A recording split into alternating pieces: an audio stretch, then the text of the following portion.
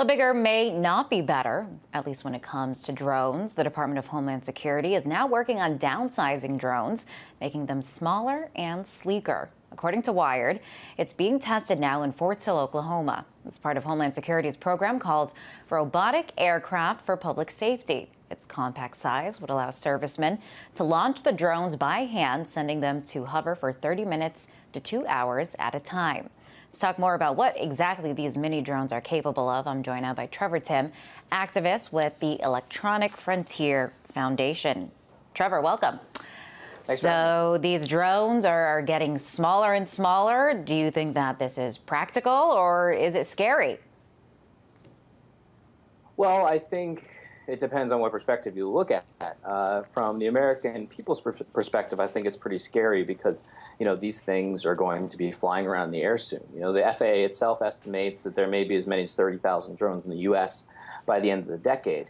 And what we're worried about is that this could cause massive privacy problems with, drones flying around with high-definition cameras, whether they're just looking at you or they're infrared cameras or heat sensors, or even cameras that can see through walls. The Congressional Research Service just issued a report saying that within a couple of years, drones are going to be able to do that too.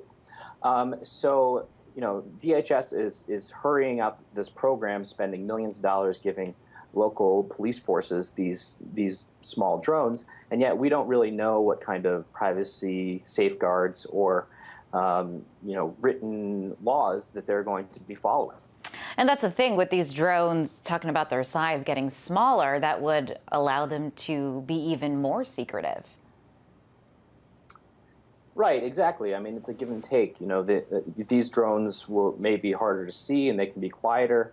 They're also smaller, and the DHS is saying that they won't be able to fly as long, so they won't be flying for, hours or days at a time. But again, they may be able to go into places where big predator drones may not normally do. And, not to say that there's not a legitimate reason for using these drones. These little drones could be useful in, natural disaster situations or forest fires, or even if there was a nuclear disaster. But there are just no safety regulations in the books, and, police will be able to use these for just general surveillance purposes. And to the average American person, that's really scary. And of course, with these drones getting smaller, that means they are also more affordable. So does that even, make the proliferation of them more likely to happen even quicker? Oh, absolutely. Not only they're more affordable than regular predator drones. I mean, those, predator drones, the surveillance type, may cost like $10 million. These ones go for $50,000 up to $500,000 or $1 million. But the local police departments in the U.S. actually aren't even paying for these at all. The Department of Homeland Security is now handing out millions of dollars to facilitate and accelerate the use of these drones by police departments. So a local sheriff's office in a town with 5,000 people or 1,000 people is getting a $500,000 drone for free, which they can fly around and use for whatever they want. So, Homeland Security is pushing these out to police officers that never would be able to afford them to begin with. So do you think we're looking at a domestic drone boom happening relatively soon? Oh, absolutely. That's why the law that Congress passed in February, the drone industry was so intent on getting passed. What it did was it said that the FAA actually is mandated to give out these licenses to any public agency that wants them. With the wars winding down in Afghanistan and Iraq, defense contractors are worried that they're not the same amount of money that's being spent on the military isn't going to be spent anymore, so they're looking for new markets. And this law allows them to sell these drones by the thousands. And, within a couple of years, it's possible that every town in America may have a drone flying over them if safety regulations and privacy regulations aren't put in place first. Wow. I mean, for citizens or residents that do not like the sound of this and do not want drones to be hovering freely without any limitations, what can we do?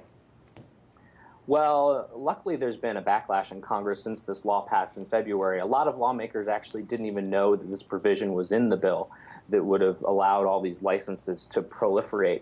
So actually on both the left and right, there's been really some second thoughts going on. There's several bills in Congress right now that require warrants if police want to surveil somebody for long periods of time. There's like data restrictions, so police would have to delete the video footage after they film it. And these laws are being proposed by both Democrats and Republicans. So the best thing people can do right now is contact their congressman and tell them to support this bill. And if you see them on the campaign trail, tell them this is an issue that matters most to you and that they should really do something about it.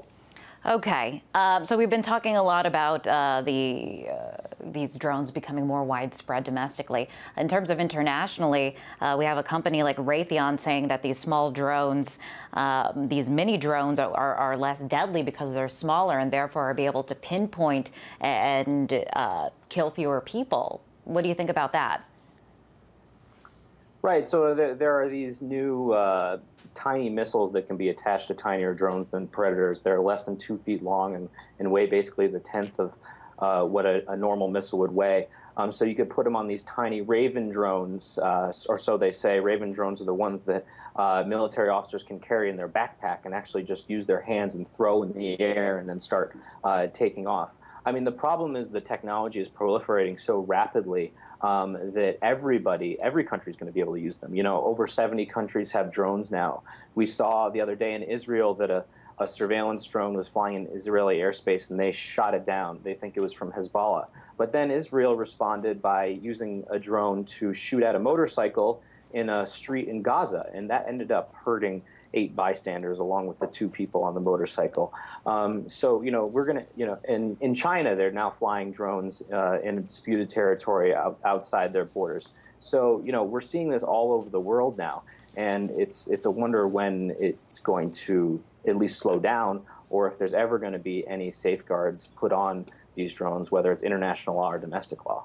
All right, Trevor, appreciate you bringing attention to some of these important issues. That was Trevor Timm, activist with the Electronic Frontier Foundation. Thanks for having me.